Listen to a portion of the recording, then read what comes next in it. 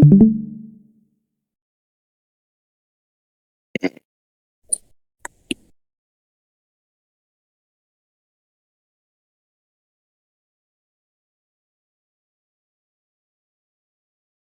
it's just not starting. Hello? Hi. Oh, no. My bad. I'm having problems bringing up the QuickTime player.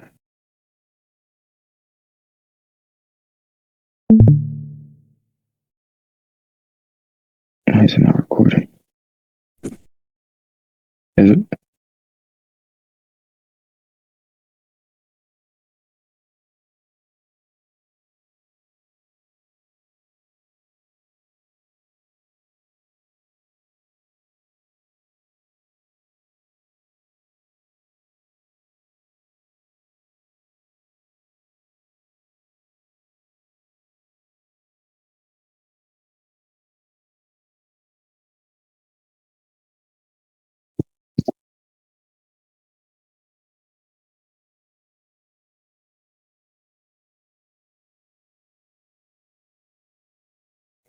I think I'm good.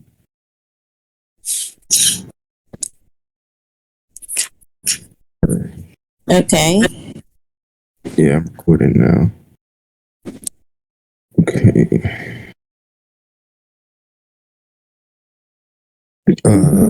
Is it chapter 3? I think it is chapter 3. Okay. All right.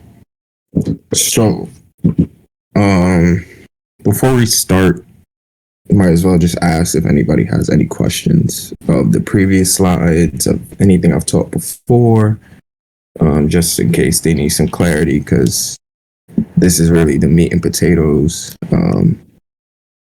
type of day. So if anybody needs any understanding of previous knowledge, feel free to ask. Just unmute yourself and ask the question. And Emily, if you want to translate. They say no. They're No. they're learning English now, so yeah. They say no. They can understand. Okay, cool. Okay, cool. All right, cool. So then let's go on to the next slide. Great. All right. So today, guys, we're going to be learning all about TradingView. This platform is pretty much what I use all the time to view charts, currencies, indices, stocks, crypto. It doesn't matter. Every pair, everything every stock or whatever you may know, the chart is somewhere provided on TradingView by a certain broker, by maybe the broker you're using. These types of things could be useful because sometimes off the platform that we are executing the trades on, the chart may look a little different. You may not be able to fully zoom out, to draw on your charts, to make things more accessible to you or more clearer for yourself, while you're taking these trades.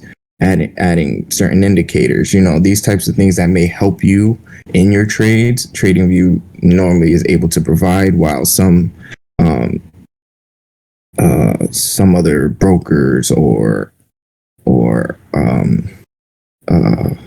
how do I say this, apps and stuff may not be able to allow you with these indicators and stuff. So TradingView, probably the first or second most important tool in your kit involving in any type of stock investment.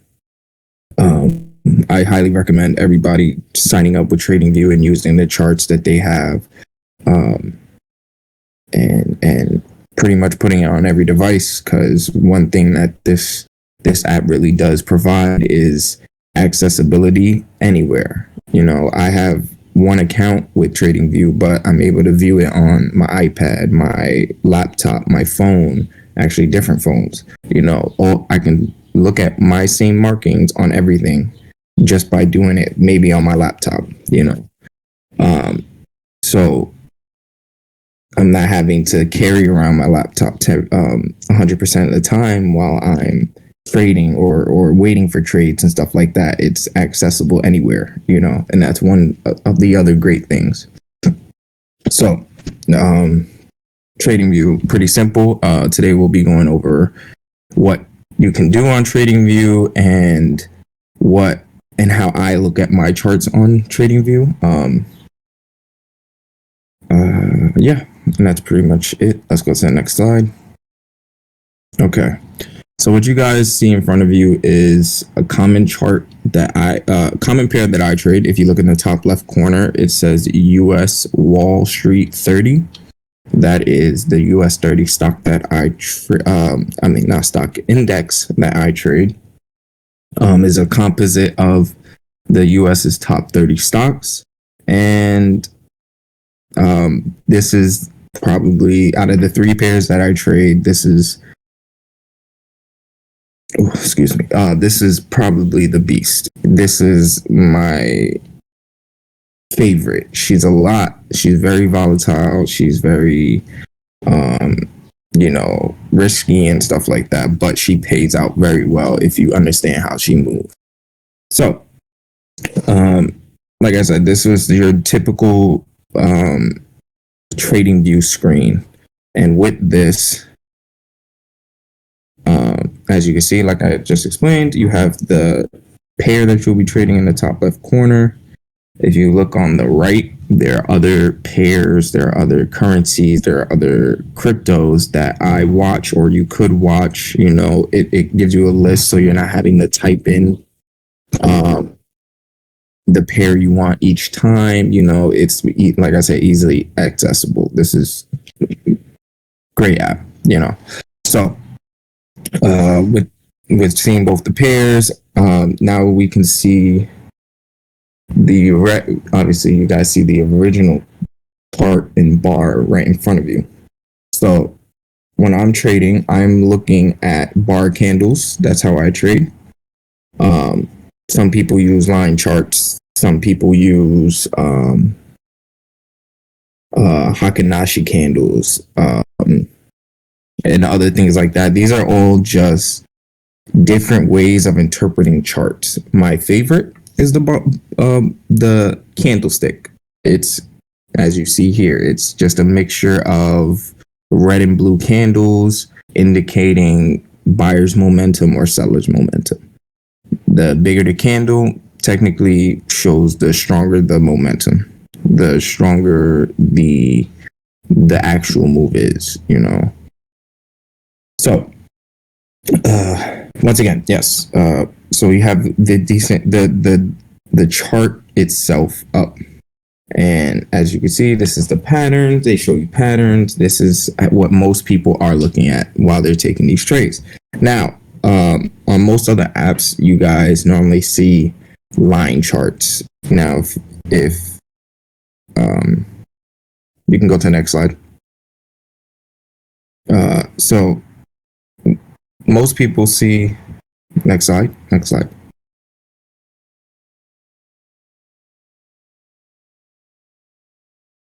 General Hill, next slide. Thank you. Okay, so most people see a line chart, which is the diagram on the left, which indicates normally the open.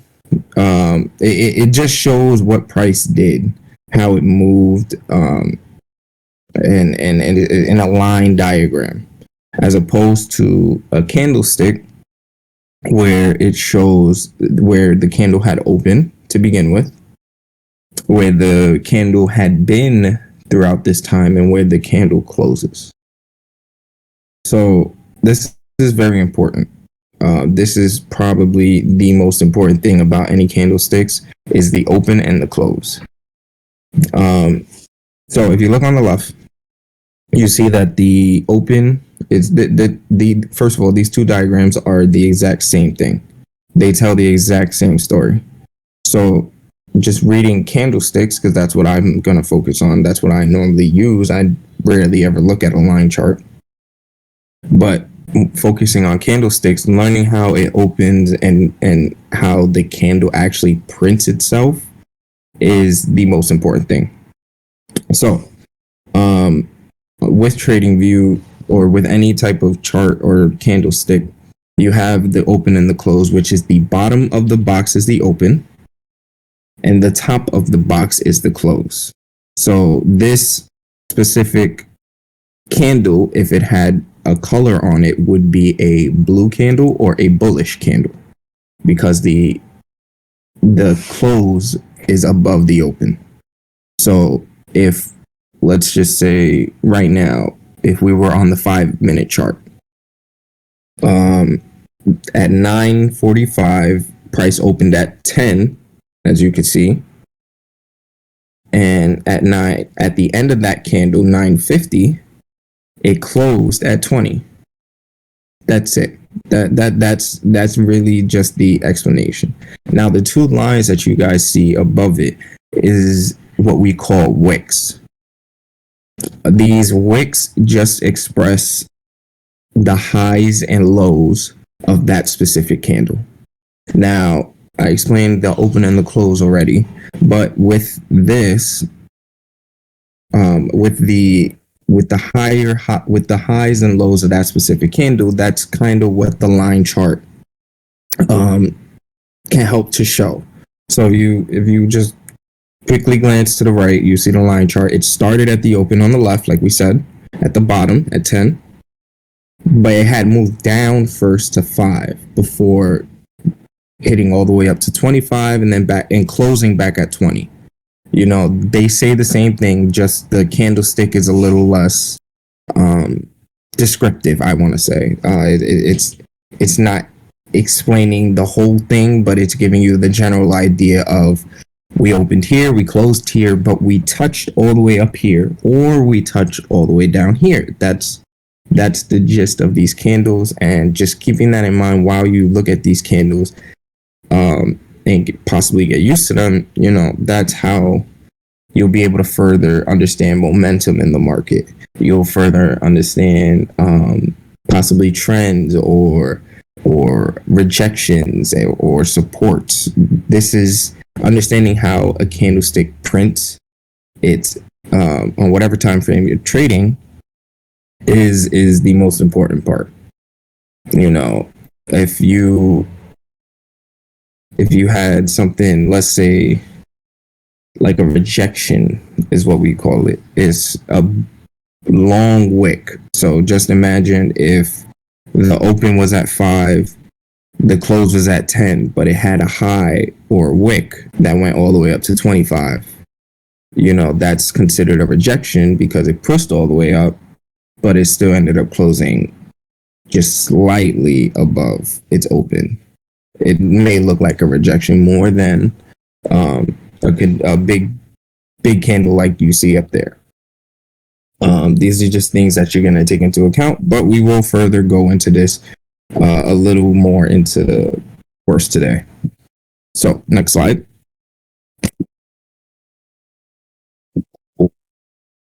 I kind of went ahead of myself, but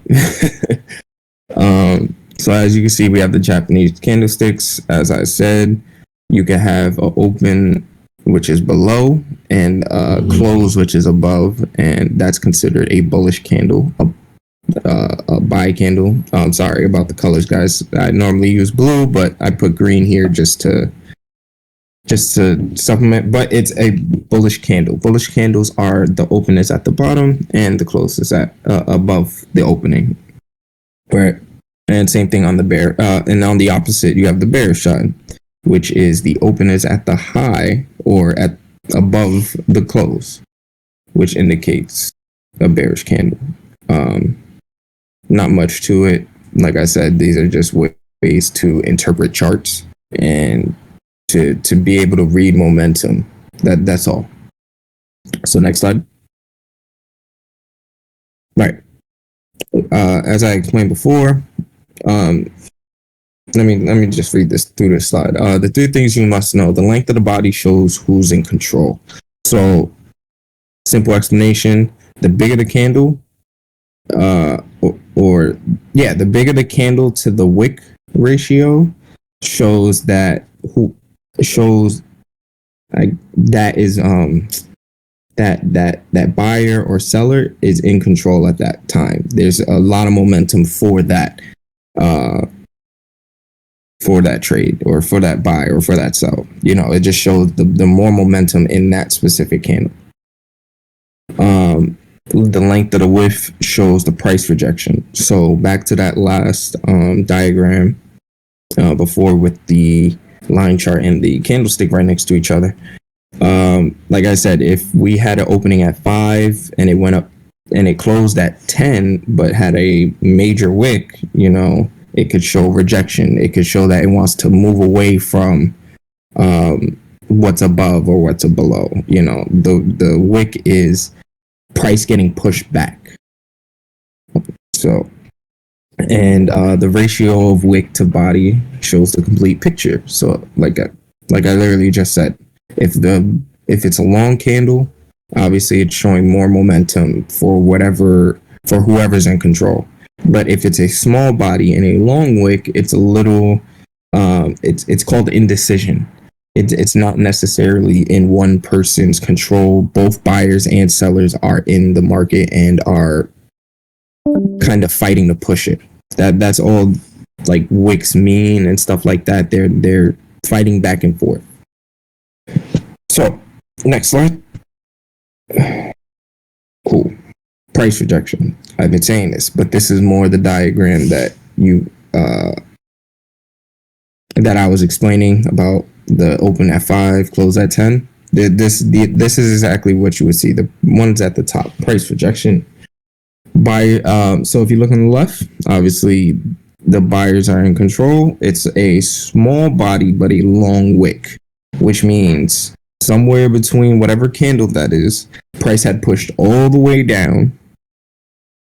Started all the way at the top of the box, pushed all the way down to the bottom of the wick, and still ended up pushing all the way back up close to the open. That's a form of rejection. And same thing on the seller side. The box opened at the bottom, at the top of the box. My bad. Pushed all the way up to the top of the wick and back down below the previous open or the top of the box. So printing price rejection, small body, sellers are normally in this control. Now, in the event, I wouldn't say these pop up very often, but you have small bodies and small wicks. These are indecision. This is basically no one's in control. The best way I can express this is that you may have buyers and sellers equal amounts fighting at the same time with the same amount of volume. So this is indecision. This means that price can go either way. But still the same rules apply. If it's a open at the bottom and a close at the top, buyers may be more they may be a little more buyers. If the open is below the close, above the close, then you have sellers momentum, which says that maybe the sellers are peeking in or may try and come in the market at this point, but don't really, for me, I don't pay attention to indecision. You'll learn more about that later, but it's what we call consolidation. That's the word I was looking for. My bad. It's more of consolidation. Its price isn't really moving anywhere. It's kind of just staying in one place. You don't want to trade consolidation. Consolidation is a trader's worst nightmare, or a trader's how do I say this? Downfall. There we go. because indecision, price isn't moving, and as a forex trader, we're paid off of the movement of price. So if price isn't moving, we're not getting paid. Our money is literally just sitting there doing nothing. So indecisions, just kind of no one's in control, and then it's like if you have a trade in and it's not moving, and then it decides to move, and you're in for a buy and it decided to sell, you've already shot yourself in the foot. You've been waiting all this time for a loss. These types of things are things you have to look out for, or things you just kind of keep in the back of your mind. And with that, you understand that no one's in control at this time, right? So, next slide. I think we got a couple more. General Hill, next slide. Thank you. So, all right. So now we're getting into patterns or candlestick patterns. With candlestick patterns, it's just a group of candles coming to print things. How do I explain this? All right. So a pattern is just a group of candlesticks that form a certain momentum or price, or not price, but candlestick pattern. There we go. Right. So let's start at the top. Bullish engulfing pattern. Bullish reversal pattern. Buyers are in control. Longer the candle, the stronger the trend. So if you look at the diagram on the right, you have a sell candle, a big sell candle that had pushed down, right? But the next candle after it is a big green candle or a big bullish candle. So that means if this chart was on the 15-minute chart, let's say, because that's what I normally trade on, the first seller's candle took 15 minutes to go all the way down. The next seller's candle, the next 15-minute candle, buyer stepped in, pushed price all the way up past the other candle that just happened, right? So that means sellers were in control, but the buyers bought in more at this level and pushed it all the way up past the other candle, which means that the buyers are in control. The buyers are currently in the market. There is a lot of momentum that says this pattern is going to go the other way. I know I just sold, but I'm going to now buy. These are what we call reversal patterns. If you were actually looking at this chart or this diagram on the 30-minute chart, this candle would have probably printed out as a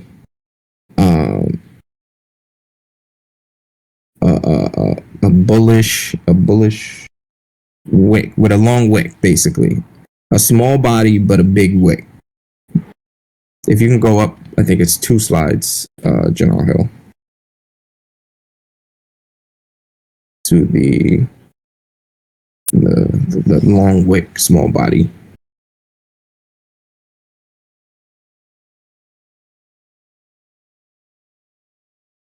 No, up.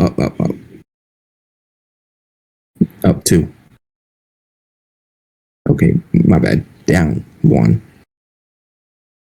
There we go. So if the diagram we had just seen before, with the seller's candle or the bearish candle that got engulfed by the bullish candle, it would normally print itself on the 30-minute chart as a price rejection.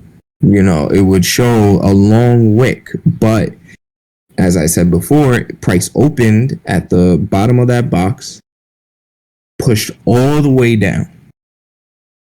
Then so that's the first 15-minute candle, right? Pushed all the way down. But since we're on the 30, we don't see it this close yet. But Price then after that 15 minutes, the next 15 minutes after that, price pushed all the way back up above the open of the original candle, which would print a price rejection, showing you the buyers are in control and price rejected the lower prices. As simple as that. This is the simplicity of candles. It's just waiting for the candle to finish. So for the candle to close, if you're on a specific chart, so like the 5-minute chart, every 5 minutes you'll get an open and a close of a candle, a complete candle, a finished candle. So let's say at 10 o'clock right now, if you were to like go on the 5-minute chart, your candle opens at 10 and closes at 10:05. So that means at 10:01, 10:02, 10:03, 10:04, there's no closing. You're just going to see the candle to keep moving and looking like different things. It's going to constantly shift as price moves.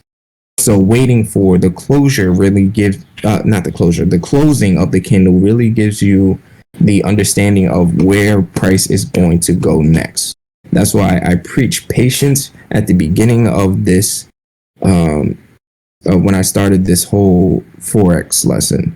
You know, patience is really that thing, because honestly, like I say the 5-minute chart, but honestly, I never look at the 5-minute chart. I always look at the 15, the 30, the 1 hour, the 4 hour, maybe the daily, maybe. But as you can see, I stick to 15-minute, 1 hour, 4 hour. That means I have to wait for the candle to open at a certain time and close at a certain time before I can make any execution in my trade. This is patience. This is waiting for the full story to be done before answering any questions or jumping to the next book. You know, you have to understand what is currently going on before you can continue further. So if we can go back down to the engulfing patterns.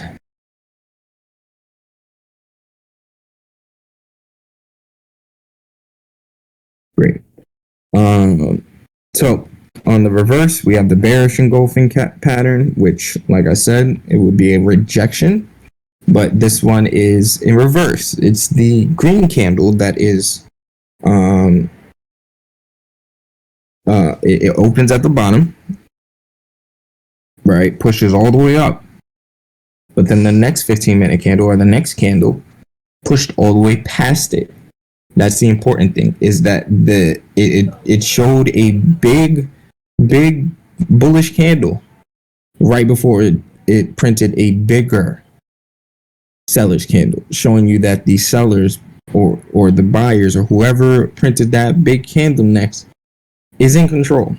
They're pushing price right now.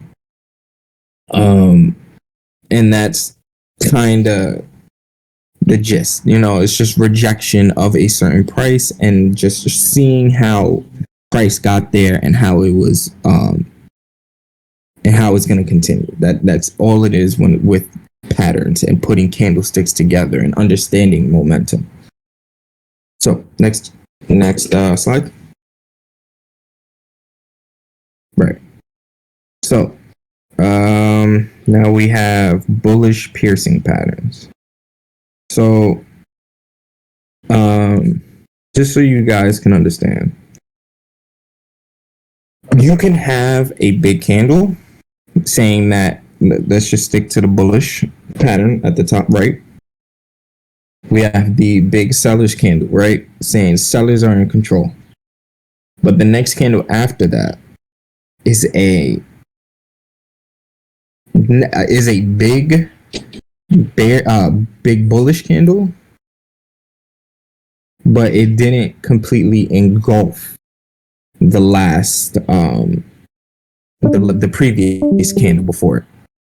So when the candle closes 50% or more, it's normally an indication of a bullish reversal. It doesn't necessarily mean they're in control.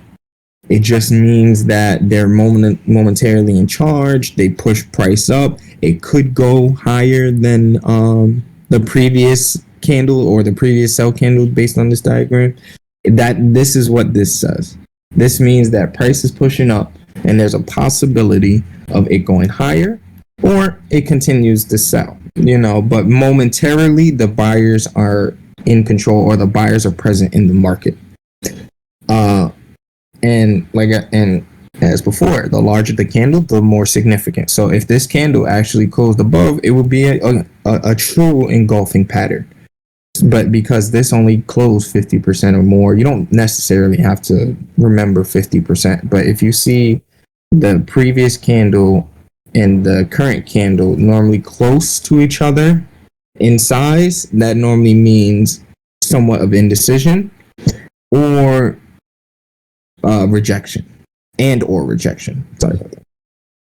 And the opposite for the bearish piercing pattern. If price had pushed all the way up, but the next candle pushed more than 50%, 50% or more than the previous candle, it is showing rejection, somewhat of a rejection, but it may keep going lower, or let me not. The sellers are currently in the market. That's what that means. They're here. This could go lower or it could go higher. Somewhat of an indecision, but more on the rejection side, I would say. Next slide. Okay. So another pattern is what we call the harami. An inside bar with small range, opposite of an engulfing, usually leads to volatility expansion in the direction of the trend. The simplest way for me to explain that is if you have a big candle, right? Big candle, like you see in the top right diagram, a big bullish candle. And then the next candle after that is actually a smaller candle. It literally could be a buyer candle, a seller's candle. But if it's relatively small, that shows that the sellers aren't really current, and that price is gonna honestly continue for the buy. That's what that means. It for the bullish harami, if you have a big bull candle and followed by a small body, small wick seller's candle, that shows that one, the buyers are in control. Two, the sellers are present but not, let's say, fully committed. So they're not. It's not a lot of sellers momentum there. And that three, it's possibly going to continue on the bullish trend. So the same thing on the bearish side. If you have a long bearish candle and a small candle, small wick, buyer's candle or bullish candle, it normally means that it's going to continue the sell trend. It's going to continue with the bigger momentum in the market at that time. So that's all really a harami means. A harami means a continuation, a continuing trend, or whatever trade you're taking. This is normally something, if you are taking a trade, if you were on a bullish harami, if you took a buy at the bottom of the box, the bullish box, and you saw the next candle print, you would let the trade go. You would not let it go as in take your profit. I mean, let it go as in let it continue to give you profit, because you'll be more than likely to get more pips, get more points, whatever you're trading.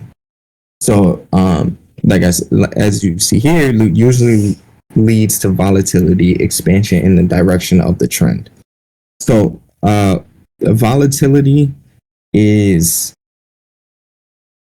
based on, like I said, like I've talked about in the other chapters, is really based on the type of trader you are and how much you can, and your risk appetite. Some people see volatility as a reason to get out. Some people see volatility as a reason to hold. This is really just on you and the type of trader you are. So Um, for me, like I trade during volatile times. So normally when the market is really moving, that's when I trade, and I trade high volatility pairs. So my risk appetite is pretty hefty. I'm able to handle like $200 risk per trade, on a 10, only entering 10 cents. I'm willing to let it build up to that point because I know I trade during times of big movement, and I know that big movement is going to really explode for more profit for me. So for me, I trade more volatile pairs, and when I see things like the harami, it kind of gives me that sense, especially if I'm in the trade and already in profit, or it's already in my direction, and I see something like this, that normally tells me I'm on the right track and just sit back. So uh, another way you could look at it is the bullish candle prints and everybody else on before the next candle even pops up. Everybody who's trading this jumps in for the buy. But you have a few that are like, oh, it's gonna go back down, and they put in for the sell, which is why you get that little seller's candle.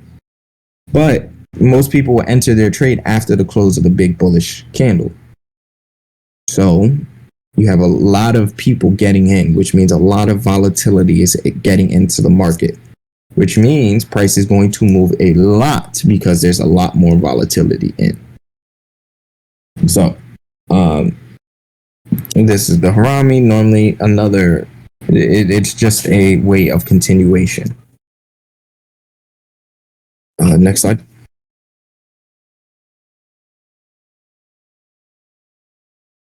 Right. So I think this is the second to last, third to last slide. We're almost done here. So this is probably this is another way of seeing indecision in the market. These are what we call dojis, right? So dojis are when price open and close at the same price. Price could have moved, price could have done something, but price ended up opening and closing based on whatever time frame you were watching at the same price. Now, opposed to the other, or besides the other candle I showed you where it was a small body and big wicks, and it was like you could see the color, I would say. Those are indecision, but like that's more consolidation indecision, and that's more along the lines of the doji you see on the bottom left. And what that means is it's an open and close relatively close to each other, which means buyers are in the market, sellers are in the market, and it may be an equal amount of them fighting to push price to wherever their trade is in. So that means that the market is not really going anywhere because there's an equal amount of buyers and sellers trying to push price, right? So this indecision is like I said, kind of the death to forex traders or any type of trader, really, because we get paid off movement. We don't get paid off of still. So dojis kind of indicate like that still movement. You don't see them often. When you do see them, it like I said, depends on you, the type of trader you are. You can be able to capitalize off these or not, but normally most people stay away from this type of doji. It's not really. It's kind of, it's just indecision. It means no one really knows where the market's gonna go. Plain and simple. Now, there's the other forms, or the two other forms of dojis. These are variations, but these kind of could tell you, I would say, a little better on what the market may do. So you can have an open and close at the same place, but remember, with a candlestick, you get to see where price was during its time, you know. So if you're on the 15-minute candle and you're looking at the middle diagram, the dragonfly, it was open and close at the same, right? But price had slightly pushed up, or I'm my bad. Price slightly pushed down, and then ended up closing back at its entry, right? So that means the sellers were trying to push price down, but ended up the buyers ended up coming in and pushing price back up to the entry. So what that means is the sellers were present, but the buyers were able to come back with the same amount of volume, and it didn't necessarily move. But what that does show you is that it could be a bullish rejection. You know, remember what I was saying about time frames. Depending on whatever trade you're taking, if you're taking the 5-minute or the 15-minute could have pushed down, and the other 15 could have pushed right back up. That's a rejection, which means that it's a bullish momentum. You don't necessarily see, excuse me, you don't necessarily see the actual let's say color or see who's in control, but you can see the rejection. You can see the wick. You can see the wick or where price was, but ended up not going there. That's like I said, it's a rejection, which means it rejected lower prices and may test the higher ones. That's it. Bullish dragonfly. Some people will only trade a bullish dragonfly, but they'll probably normally trade it on a higher time frame. You know, these are just things that you should know and keep, like I said, always in your back pocket. Especially because if you see a dragonfly and you're already in for a buy, maybe you hold your position and let it ride, you know, as opposed to its opposite, which is pretty much it upside down, which is what we call the gravestone, which is bearish momentum, which means price rejected price, the prices above and may test the prices below. That's it. That's all these dojis really mean. It's still indecision, but you could learn how to understand that indecision just by understanding which one is indecision, an equal amount of a small wick, small body, indecision. No one's really in control. Price isn't moving. A dragonfly, long wick to the downside. Possible rejection of the bottom, could continue for a buy or could buy, you know. And then you have the gravestone. Rejected prices above, could go for a sell or may start selling. Simple as that. Now, we have the last slide, which is no, you were good. Next slide. So, like I said, you guys normally are so accustomed to seeing line charts. I know on like Coinbase or other platforms that people trade on, you guys are normally used to seeing the line chart. For me, I don't really look necessarily at the line chart. If I do look at the line chart, I'm just looking for sharp movements in the market. So everywhere you see a sharp point in the big, I guess, movement is what I would look for. But I never actually look at this chart. The point of this one is I want you guys to see in the top left. Remember where I showed you guys the pair? If you guys look now, this is now Euro USD, which is a currency pair, right? But if you look next to it, it says the 1 hour, right? That just shows each when I show you the candlestick translation to this line chart, You understand what was an hour, how long, what like each candle looks like within the hour. Like, so each candle will represent 1 hour, and you'll be able to see that print on from this screen. And yeah, so next screen.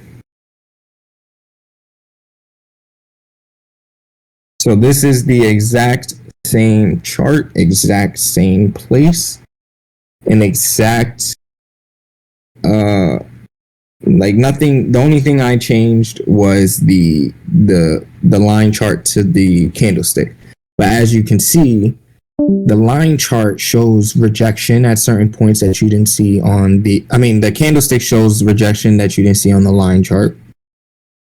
And there's just a bunch of candles that can show you different entries. And we'll get more into entries and all that stuff to execute and stuff like that. But I really want you guys to get used to looking at a candlestick chart if you're not already looking at a candlestick chart, and understanding how they print candles and then where they go from there. I recommend, if you really want to start looking at forex pairs and stuff like that, choose two, or actually no, choose one.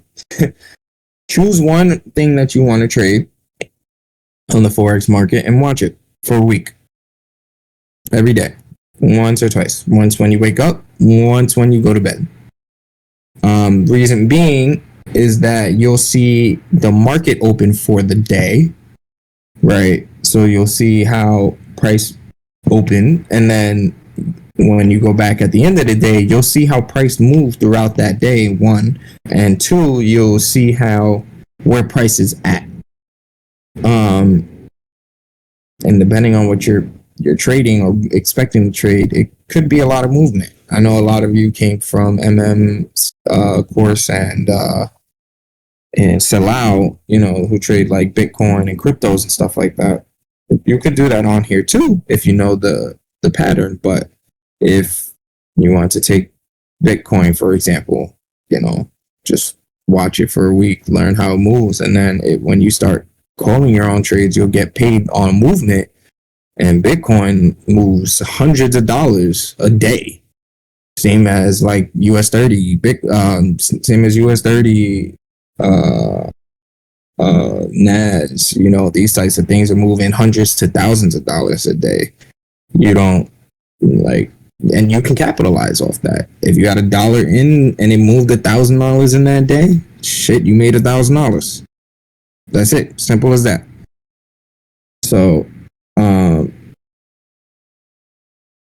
understanding these candles and understanding how to read the momentum off of whatever pair you're deciding to trade is probably the most important thing, because eventually your eyes will get accustomed to seeing the same candlestick patterns. Because one thing I realized, a lot of these stocks, a lot of these indices, cryptos, like they have their own pattern, and with that pattern, they not pattern. They have their own flow, and if you can understand that flow, you can capitalize it off any platform, forex, stocks, trade, Coinbase, anything really. So, this is the last part. I just wanted you guys to really understand how to read a chart, and how understanding like these specific candles can help you further like be confident in your trades. Next week I'll go over what we call trends. My bad. So you have the bullish trend, the bearish trend, and then, like I told you before, consolidation.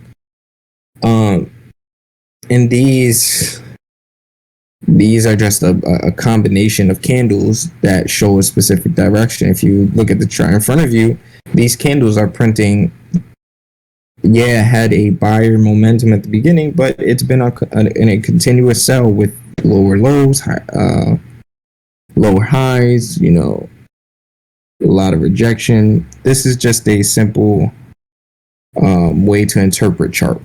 And I know most people are used to line charts. I've kind of adapted away from them. So I just want to show you guys how I see the charts and how I'm able to take the trades I am based off just a pattern or a certain rejection. If you look at,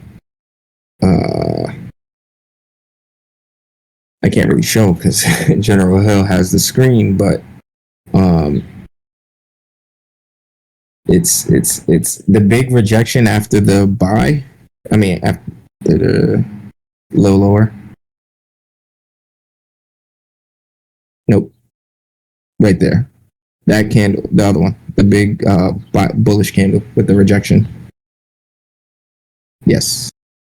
So as you see, the rejection after that rejection candle, as I showed y'all, price pushed up a lot. That's almost I think 10 pips. I think simple trade, easy. It's as easy as just seeing the candle and then knowing, okay, buyers are in control. Buyers are pushing up. I could take this.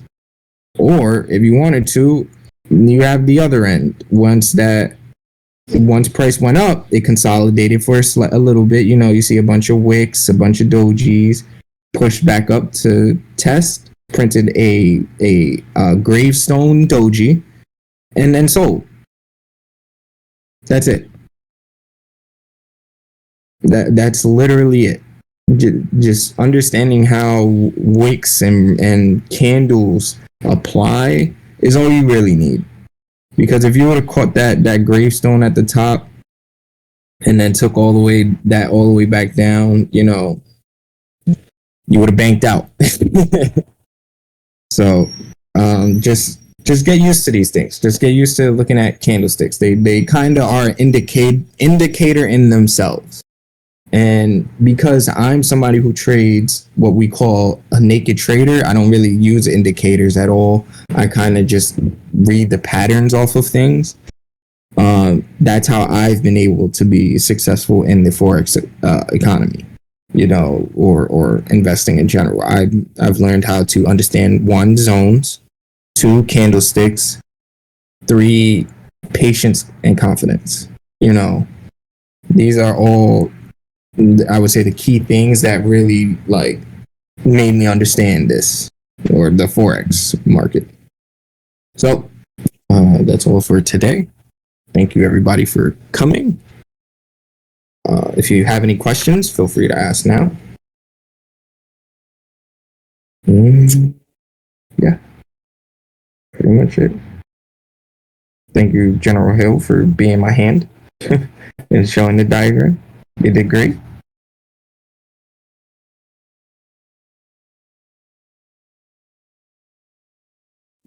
That's chapter 4. That's a preview into next week. So as I said, bullish momentum, bearish momentum, you can see a consolidation. But Hello， 大家有问题吗？有问题都可以问哦。大家有没有问题？没有问题的话，我们就下周的9点或是10点见，OK 吗？大家？